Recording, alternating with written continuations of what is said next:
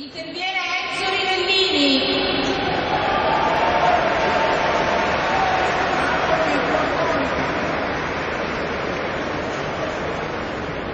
Grazie.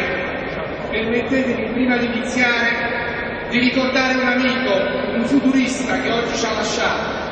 Alfonso Bernardini, consigliere comunale, consigliere provinciale, uomo, uno di noi, se n'è andato. Ci guarda da oggi da lassù.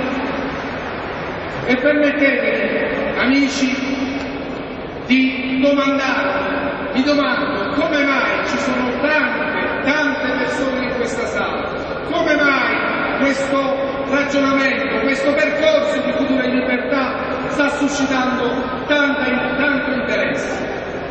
Ci sono tanti futuristi, perché l'Italia e gli italiani amano la politica, vogliono la politica, desiderano la politica. Forse non amano i politici, ma alcuni politici, quelli che non hanno mai preso un voto, quelli che non girano per le sezioni, quelli che non hanno un rapporto con i cittadini, quelli che forse conoscono solo le leggi del potere.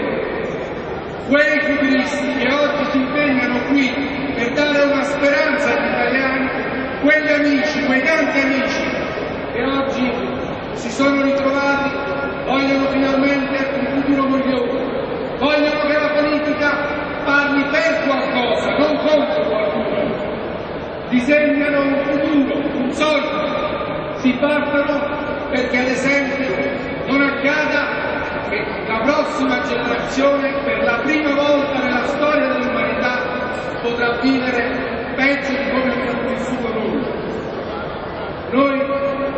Noi futuristi desideriamo che finalmente in politica arrivi quel motivato dissenso che è stata la ragione di un partito piccolo ma glorioso. Io vengo da quel partito, dal Movimento Sociale Italiano, un partito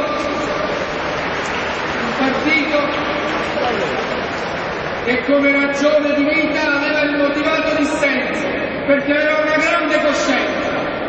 Perché il motivato dissenso è la misura della coscienza. Se tu hai coscienza è il motivato dissenso, se non hai coscienza non è neanche il motivato dissenso.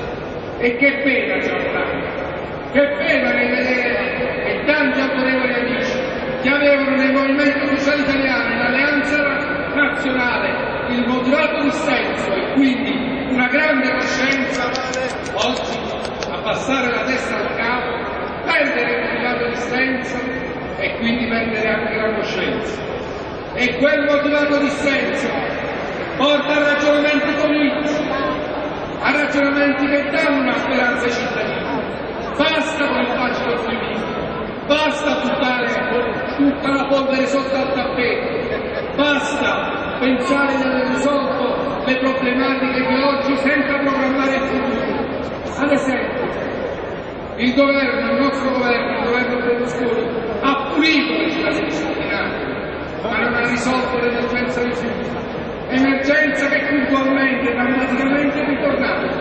Questo perché non ha assolutamente una prospettiva, un sogno per l'emergenza rifiuti, per tutte le problematiche che noi affrontiamo. C'è bisogno di una discussione, di una franca discussione. C'è bisogno di una politica che ritorni al centro delle discussioni dei cittadini.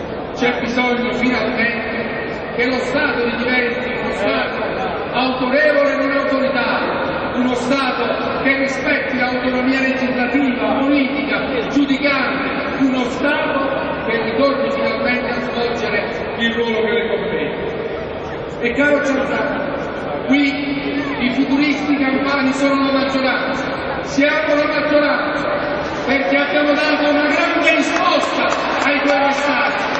Siamo la maggioranza tra i giovani, siamo la maggioranza tra gli iscritti e tra i cittadini. E siamo qui e ti chiediamo di accendere la luce su questo governo.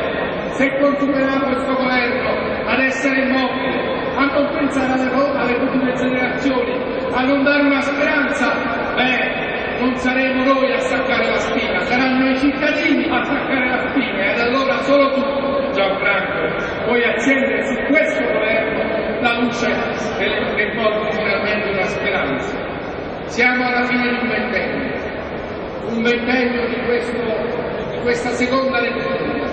Qualcuno può pensare che siamo al tramonto e invece oggi abbiamo dimostrato che siamo solo all'alba di una nuova politica, siamo solo all'alba di un nuovo mondo che fortunatamente potrà dare a questa Italia una nuova speranza e a quei giornali di regime che minacciano stracerie, che ci danno come dei distruttori della politica nazionale. Io vorrei, concludendo, ricordare un proverbio cinese che dice: quel che sembra al lungo la fine del mondo non è altro che la nascita farfalla. Ecco, amici, che la farfalla di futuro e libertà voli, che la farfalla della speranza voli. Gianfranco, viva futuro e libertà, viva i futuristi italiani, viva il Sud, viva l'Italia!